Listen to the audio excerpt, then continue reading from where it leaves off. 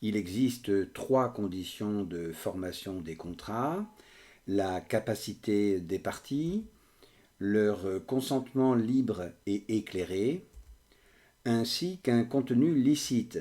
Cette dernière condition remplace les notions d'objet et de cause qui n'ont pas tout à fait disparu du Code civil en réalité. Pour valablement faire un contrat, les parties doivent être juridiquement capables, c'est-à-dire de jouir de leurs droits, ce qui est le cas en réalité dès leur naissance, mais aussi pouvoir les exercer seules, ce qui est quasiment pleinement le cas à la majorité.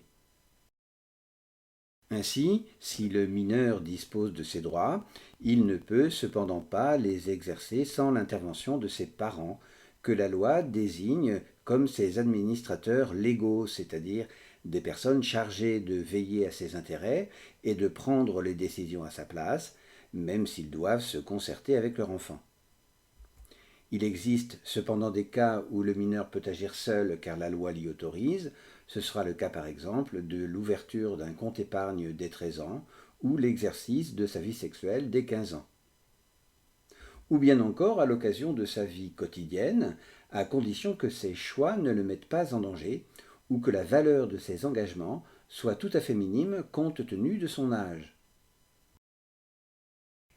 Il en est de même pour les majeurs qui ne disposent pas tout à fait de leur capacité de raisonnement en raison d'une maladie, comme par exemple Alzheimer, ou d'un handicap intellectuel. Ils seront, sur décision d'un juge, placés sous tutelle et se retrouveront alors dans une situation tout à fait similaire à celle du mineur, ou sous curatelle, le curateur participant aux décisions du majeur.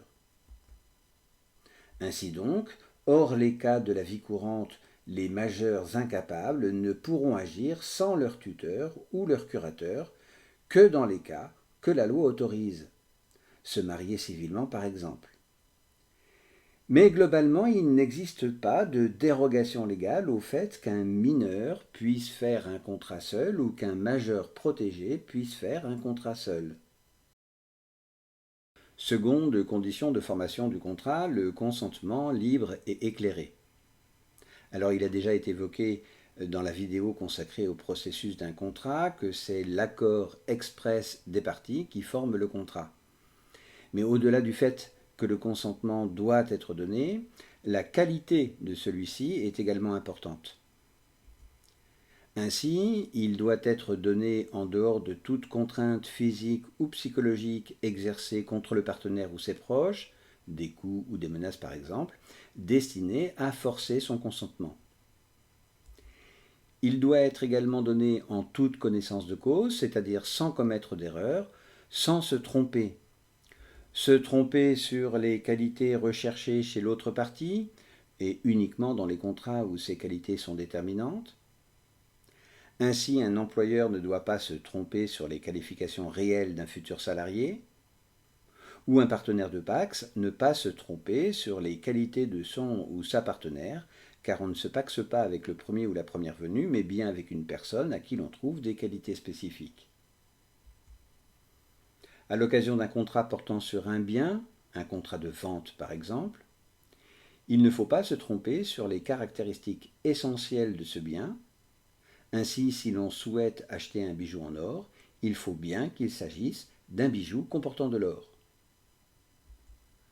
On le comprend, il faut que cette erreur porte sur une caractéristique essentielle du contrat, car potentiellement c'est une cause de nullité de celui-ci, ce qui est dangereux pour la sécurité juridique contractuelle.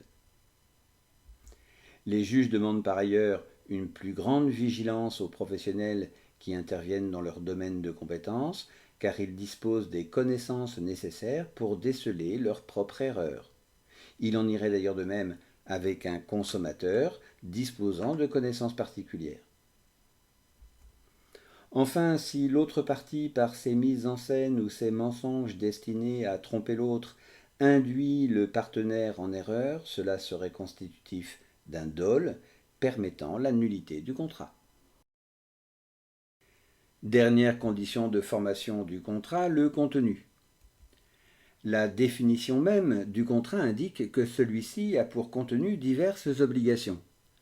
Ainsi, un contrat peut-il créer des obligations envers une partie ou des obligations réciproques. Le prêt, par exemple, ne crée d'obligation qu'envers l'emprunteur, celle de rembourser. On dit que le contrat est unilatéral. Alors que le contrat de vente, lui, crée des obligations réciproques. Le vendeur délivre le produit et le garantit, alors que l'acheteur doit emporter le bien et le payer. Il s'agit alors d'un contrat bilatéral. Mais un contrat peut également transmettre des obligations. Ainsi, à l'occasion de la vente d'une entreprise, le repreneur devra honorer tous les contrats en cours avec les clients. Il peut également modifier des obligations. Une banque peut ainsi proposer de modifier les échéances d'un prêt. Et il peut enfin éteindre des obligations. Un ami peut annuler le remboursement d'un prêt qu'il vous a consenti. Mais afin que le consentement puisse être fait en toute connaissance de cause, ces obligations devront être précisées, claires, au minimum, par référence à une catégorie quelconque, un pesage ou un examen ultérieur. Ainsi, dans un contrat de vente de pommes, celles-ci peuvent être décrites par référence à leur variété et non une par une en fonction de leur aspect ou de leur goût. Le prix des pommes peut être fait par référence au prix au kilo et non à leur poids unitaire. Attention, le prix d'un produit ou d'une prestation est librement négociable. Il est donc en général déterminé, précisé. Mais il est possible, dans les contrats cadres, c'est-à-dire des contrats qui prévoient un certain nombre de contrats sur l'année, ou les contrats de prestation de services, que c'est le professionnel qui fixe unilatéralement le prix le jour de la livraison ou le jour de l'achèvement de la prestation. À défaut d'accord du client, le prix serait contestable en justice.